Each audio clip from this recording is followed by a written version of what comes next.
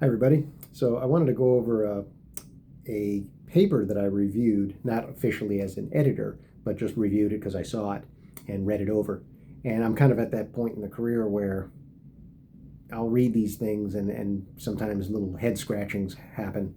This was, I'm going to say the good things about it. It was about breast lifts, and it was about patients that had lost a lot of weight and had loose skin, things like that.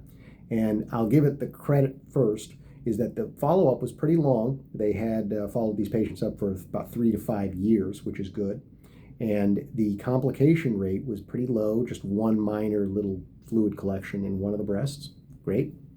And the results didn't look too bad. I mean, they looked all right. I thought there could have been some improvements, but they weren't bad. But here's my criticisms of it. The criticisms were that we were talking about a single-digit number of patients over a period that they tracked, which was between 5 and 10 years. I don't want to identify the exact, authors and things. That's not a lot of volume for a fairly long period of time. The numbers cited in this paper, I've done that sometimes in 1 week when it's at its very busiest. But it's not unusual for me to exceed that number of cases in a 2-week period. The things that were a little strange, everybody had drains placed for several weeks, which I think is too long. They shouldn't be placed at all for breasts, in my opinion.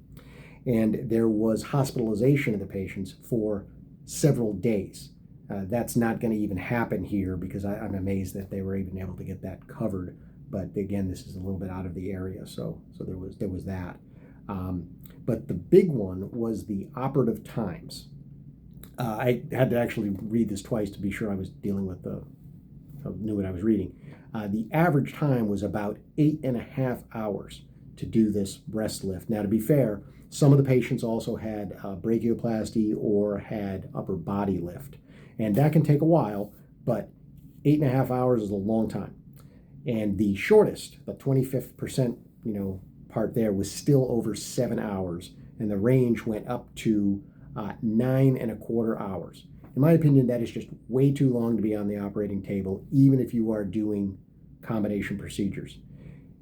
Problems tend to go up when you get into longer surgeries. And when we have some of our misadventures here in South Florida, sometimes it shows up in the news. One of the things I talk about is how many procedures were being done, how long was the patient under anesthesia, what was their background, health, BMI, all of that. Because in this series, it's great that they had a low complication rate, but when you look at those kind of times, I would have expected it to be higher. So overall, though, reinforces what I do and what I do in my practice when it comes to this particular procedure. We just do it with a shorter time and no hospitalization, no drains, things like that. So hope you enjoyed watching, and any questions, feel free to contact us.